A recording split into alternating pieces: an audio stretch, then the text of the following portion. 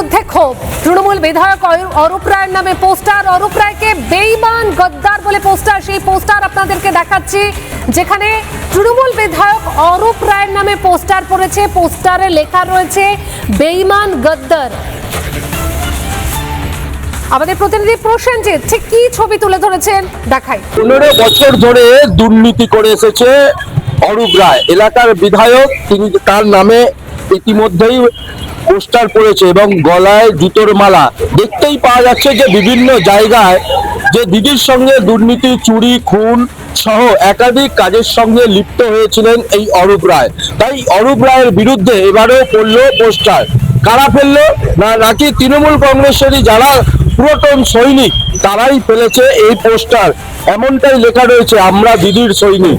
তাহলে কোথাও যেন মনে হচ্ছে পুরনো তৃণমূল এবং নতুন তৃণমূলের মধ্যেই উত্তপ্ত হতে শুরু করেছে হাওড়া। তবে কোথাও যেন মনে হচ্ছে এই অরূপ রায়ের বিরুদ্ধেও একাধিক মামলা রুজু করতে চলেছে তৃণমূল কংগ্রেসের পক্ষ থেকেই, এমনটাই মনে করা হচ্ছে। তবে এখন আর সাধারণ মানুষ ক্ষিপ্ত হয়ে উঠেছে একের পর এক জায়গায়। তাই একের পর এক ভাবেই কিন্তু এই ধরনের ঘটনা ঘটে আসছে এই মধ্য হাওড়ার মধ্যে। এটা মমতা ব্যানার্জি এবং অভিষেক ব্যানার্জির যারা সমর্থক এবং হাওড়ায় যে এদের যে দলের গোষ্ঠীদ্বন্দ্ব, সেই গোষ্ঠীদ্বন্দ্বের বহিঃপ্রকাশ। এটা আমি নিজেও কিছু জায়গায় দেখলাম, এরকম পোস্টার পড়েছে, গদ্দারি লেখা, বিধায়ক পদ থেকে ইস্তফা চাই, এসব লেখা আছে ওই পোস্টারে।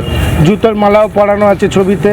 এসব এগুলো যেরকম কর্ম করেছে তার ফল ভুগছে এখন উনি। পুরো হাওড়াটাকে একদম শেষ করে দিয়ে গেছে। আজকে তাদেরই দলের লোকেরা দেখুন না, তার জন্য বিরোধ করছে।